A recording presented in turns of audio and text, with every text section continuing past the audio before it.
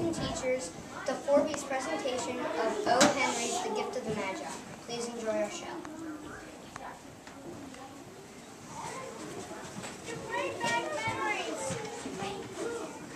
The holidays are near, a time of love and celebration, and gifts too. Many people associate with the tradition of giving gifts at Christmas time with the Magi.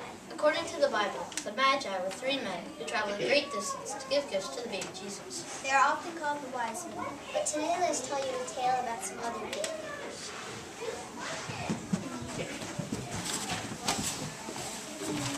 New York City, 2 days before Christmas, 1900.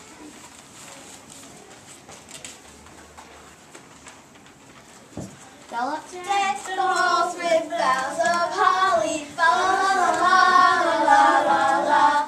'Tis the season to be jolly, la la la la la la la la.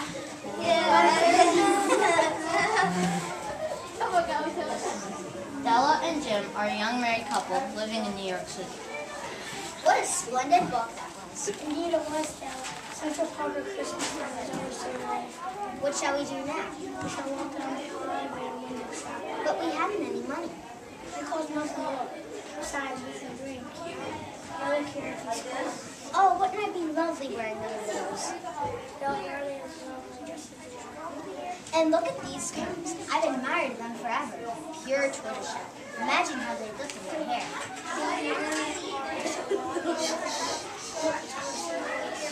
Do you think so, Jim? Do you really think my hair is beautiful? I may be poor, but I'm going to look his good.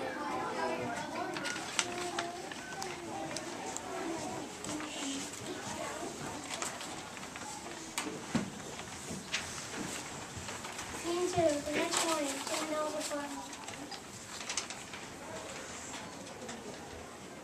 Jim and Della are poor. They live in a shabby little one-room apartment.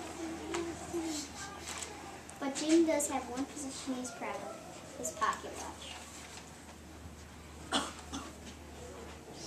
I must be off to work.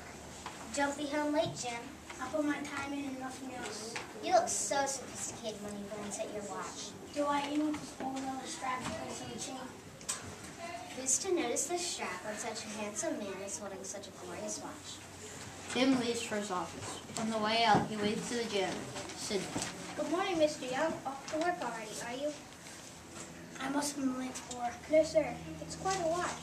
It was my grandfather's to keep perfect time. It's quite remarkable. Sitting about my It mailbox. says on it, Mr. James Dillingham Young, just like you asked. That's just it. Besides, you have been better if it just said Mr. James D. Young. No, sir. Dillingham just sounds so distinguished. Distinguished for a man who makes $30 a week, not for a man who makes $20 a week. Another pay cut? Times are hard. Yes, they are, Sydney, but whether $30 a week or $20 a week.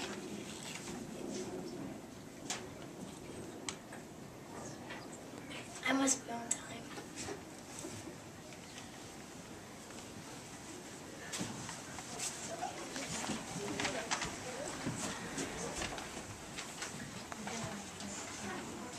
Scene 3, Jim and Della's apartment. Like Jim, Della has only one treasure, her long, beautiful hair. Della and her neighbors sit together at the kitchen table. 85, 86, $1.87. No matter how many times I count it, Mrs. Porter, the amount never changes. Of course not, Camille. Every penny saved, every penny earned. Until I've earned these pennies, Mrs. Porter, I've learned how to drive a hard bargain. The grocer, the butcher, the milkman. I think they cringe when they see me come. I'll take the worst bits of meat to save a penny, the bruised fruit to save 2. Don't you worry, my dear. Things will turn out for you. I just know. But it's Christmas Eve. $1.87? How can I buy my wonderful Jim with $1.87? Now don't cry, Della. Just then, Della happens to glance in the mirror. She catches sight of her long, beautiful hair, rippling and shining like a cascade of brown water. She stands for a moment. A final tear splashes on the worn carpet. I have you, Miss Porter. Della's face grows pale as she quickly arranges her hair into a bun. Oh, Della, you mustn't. I must. For Jim. For Christmas. I'll get Stella's old brown coat and old brown hat. and with the whirl skirts and the brilliant sparkle still in the crown. She flutters out the door and down the stairs into the street.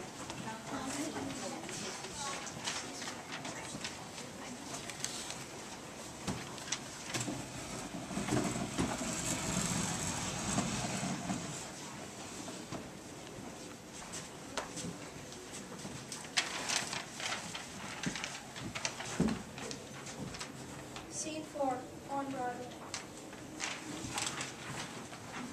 Moments later, Dell arrives at Madame Sophie's haircuts of all kinds. Will you buy my hair? I do buy hair. Take off your hat and let's have a look at it. Down ripples the brown cascade. What could be so important that you'd sacrifice such lovely hair? I'd sacrifice anything for my Jim. How much is it worth? Your hair? $20. I'll take it.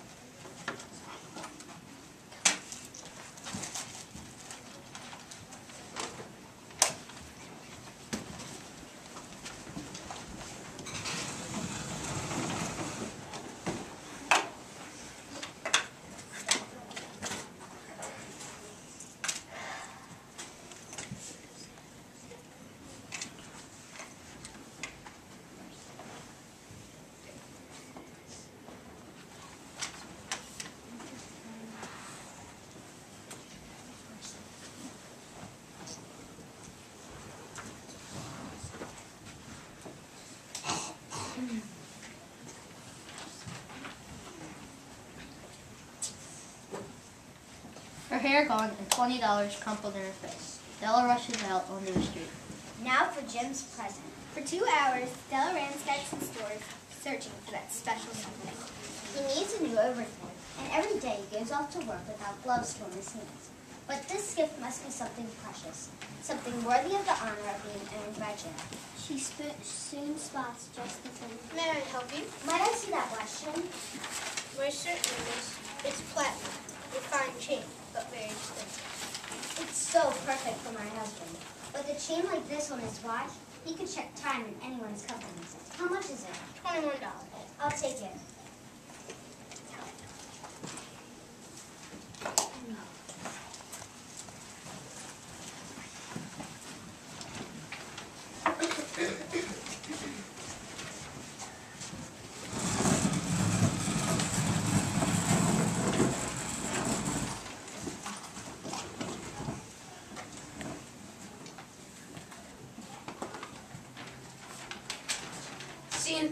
Scene 5, Jim and Della's apartment. How bad is it, Mrs. Porter? Pretty thing like you are adorable, with or without your hair. We will curl what's left of it. That's what we'll do. We'll curl it. Within 40 minutes, Della's head is covered with tiny curls. That's not so bad now, is it? But when Della looks at her reflection in the mirror, she remains worried. If Jim doesn't faint before he takes a second look, he'll say I look like a truant schoolboy, a boy. Now. But what can I do with $1.87? I'll go now before Jim gets home. Yes, you had better. He's never late. Don't you worry now. It'll be all right. Oh, please let him still think I'm pretty. A moment after Miss Porter leaves, Jim steps in. Seeing Della, he freezes. He says nothing. He merely stands there with a peculiar expression on his face. Jim, darling, don't stare at me that way. I had my hair cut off and sold it because I couldn't have lived through Christmas without giving you a present. It'll grow back. But then Jim continues to stare at Della. He seems to be in a trance. You don't mind, do you, Jim? My hair grows awfully fast. Jim, say something. You can't imagine what a wonderful gift I have for you. You curled your hair? And sold it. Don't you like me just as well anyhow? I'm still me, with or without my hair, aren't I? Jim looks around the room curiously. You say your hair is gone? Don't look for it. It's gone. I did it for you. Don't make any mistake, Del. There's nothing in the way of a haircut that could make me love you any less. But if you open this gift, because you lied, took you into surprise. Della unwraps the gift and screams for joy. Then cries aloud. There are the combs, the precious tortoiseshell combs she'd so long desired without the hope of ever having. My hair does grow awfully fast, Jim. Jim has not yet seen his present. Della holds it out to him in her open palm. Isn't it dandy, Jim? Let's put it on your watch. I want to see how it looks. Jim tumbles onto a chair and begins to laugh. Della, I sold the watch to get the money for your crumbs. Now they laugh together. Suppose now let's put our gifts away and keep them for a while. They're too nice to use just yet. And suppose we have some dinner. Today we told you of two people who sacrificed their greatest treasures. You might think that they are foolish. But in a word to the wise, let us conclude with this. Of all and of who give and receive gifts, these two are the wisest. They are the Magi.